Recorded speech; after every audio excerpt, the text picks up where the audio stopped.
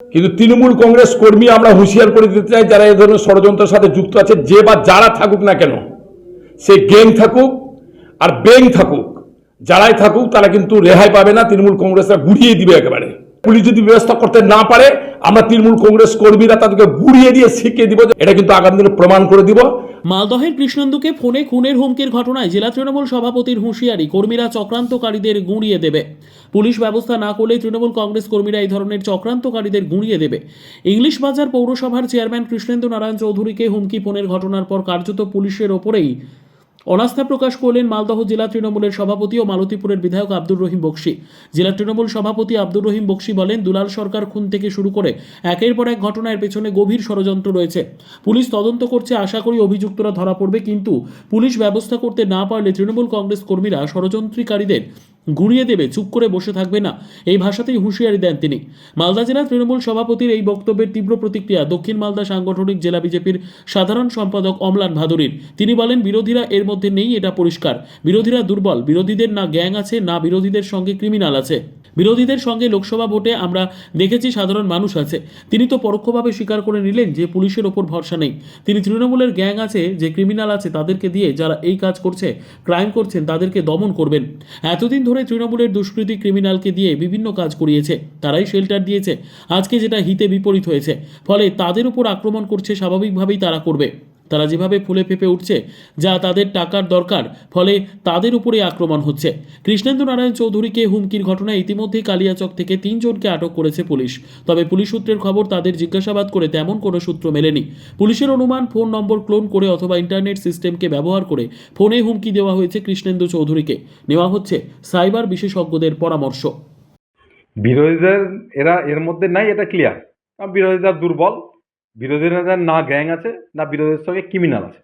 বিরোধীদের সঙ্গে আমরা দেখেছি লোকসভা ভোটে মানুষ আছে, সাধারণ মানুষ আছে। স্বাভাবিকভাবে তিনি এসব ভুলভাল কথা বলছেন। আর তিনি একটা কথা তো পরোক্ষভাবে স্বীকারই করে নিলেন যে পুলিশের উপর তার ভরসা নাই। তিনি তৃণমূলের যে গ্যাং আছে, যে ক্রিমিনাল আছে, তাদেরকে দিয়ে যারা এইসব কাজ করছে, ক্রাইম করছে, তাদেরকে তিনি দমন করবেন। আর এই ঘটনাটাও যদি তৃণমূলের কেউই করিয়ে থাকেন কৃষ্ণেন্দু চৌধুরীর উপরে, তাহলে সেটা বেরোবে।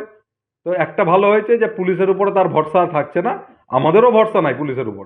এবং এটা পরিষ্কারভাবেই আমরা বলছি যে রাজ্যে পুলিশ কোনো কাজ করছে না, ল অ্যান্ড অর্ডার মালদা জেলায় নাই। এবং তিনিও পরোক্ষভাবে স্বীকার করে নিয়েছেন, এবং তার যে গ্যাং আছে সেটাও তিনি স্বীকার করেছেন। তো ঠিক আছে, তার যা ক্রিমিনাল আছে সেটা দিয়ে যদি আরেক ক্রিমিনালদের তিনি দমন করতে পারেন, খুব ভালো কথা। আমরা উপকৃত হব, সাধারণ মানুষ উপকৃত হবে, এবং তৃণমূলের এই গ্যাং বাড়ুক আরও। ইংলিশ বাজার পৌরসভার চেয়ারম্যান তাকে প্রাণনাশের হুমকি দিয়ে ডি কোম্পানি বলে একটা সংস্থা বা একটা ব্যক্তি বা একটা গোষ্ঠী বা একটা গ্যাং, তারা আজকে ফোন করে প্রাণনাশের হুমকি দিয়েছে, টাকা দাবি করেছে। এটা আমরা ভাবতে পারছি না কারাই ষড়যন্ত্রটা করছে।